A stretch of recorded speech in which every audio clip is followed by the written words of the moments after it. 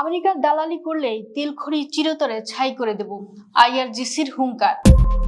মধ্যপ্রাচ্যের রণাঙ্গনে ইরানের হাইপারসোনিক মিসাইলের কাছে চরমভাবে পরাস্ত হয়ে মার্কিন সাম্রাজ্যবাদ আজ যখন আরব মিত্রদের সামরিক ঘাঁটিতে ইঁদুরের মতো মুখ লুকাচ্ছে, ঠিক তখনই সেই আরব রাজতন্ত্রগুলোর দিকে ধেয়ে এলো ইতিহাসের সবচেয়ে ভয়ঙ্কর আলটিমেটাম।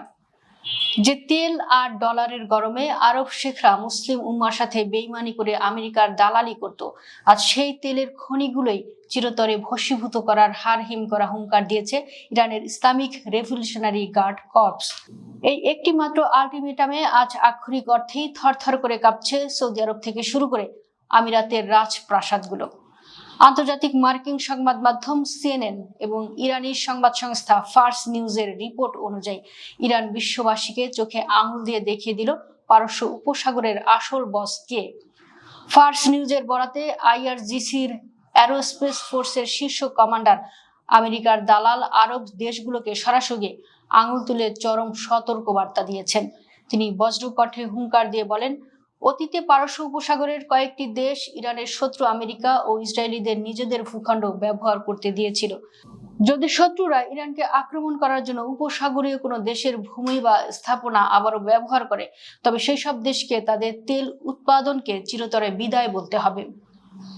সবচেয়ে আতঙ্কের বিষয় হলো ইরানের মিসাইলের লক্ষ্যবস্তুর তালিকা এখন আর শুধু সামরিক ঘাঁটিতে সীমাবদ্ধ নেই। ফার্স নিউজ অত্যন্ত কড়া ভাষায় জানিয়েছে, আইআরজিসির নিশানায় এখন যুক্ত হয়েছে মধ্যপ্রাচ্য জুড়ে থাকা প্রধান প্রধান তেলক্ষেত্র ও শোধনাগারগুলো।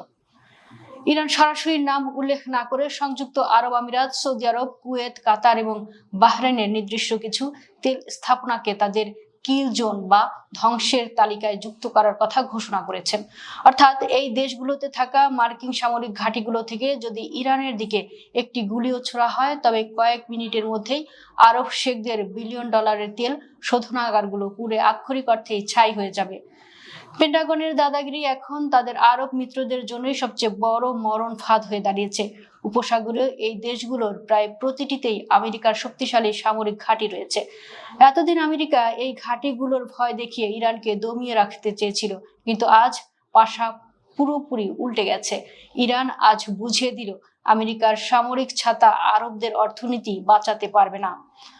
আজকের এই হুঙ্কার প্রমাণ করে অহংকার আর অন্যের ঘাড়ে বন্দুক রেখে ছড়ি ঘোরানোর দিন শেষ।